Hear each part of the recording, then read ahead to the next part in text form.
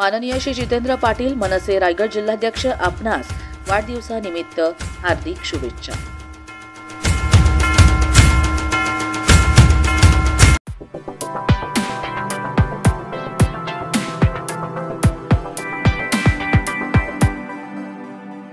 8 November रोजी तालुक्यातील मौजे, कुरकुल, आदिवासीवाडी, वारेपोळ, कळंब, तालुका कर्जत, जिल्हा रायगड येथील ग्रामस्थ गणेश ज्ञानेश्वर वाघ यांचा मुलगा जयदीप गणेश वाघ वय 2 वर्ष 6 महिने हा अचानक आदिवासीवाडी येथील रस्त्यावर बेशुद्ध अवस्थेत झाल्यानं प्रथम त्यास कळंब येथील शासकीय रुग्णालयात उपचारासाठी नेण्यात आलेलं होतं।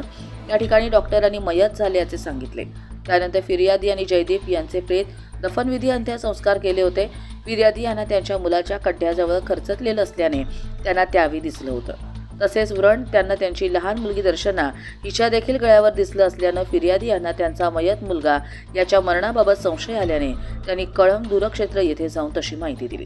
त्यानंतर पोलीस अधीक्षक यांनी सदर घटनेचे गांभीर्य ओळखून सदर अकस्मात मृत्यूची सखोल चौकशी करून काही घातपाताचा प्रकार असल्यास ते तत्काळ शोधून काढण्याचे, तपासाचे चक्र वेगाने फिरवण्याचे आदेश, सूचना आणि मार्गदर्शन सहाय्यक पोलीस निरीक्षक नेरळ पोलीस ठाणे यांना दिली।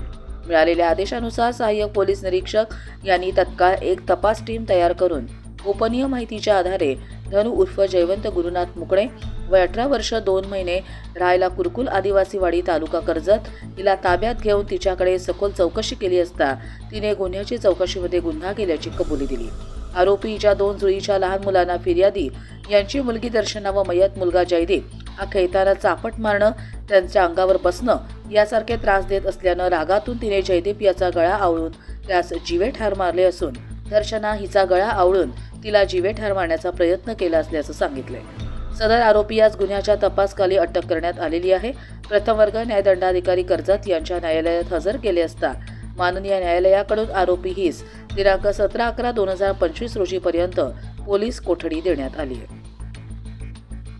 कर्जत लाईव्हसाठी रामदास माळी, कशेळे।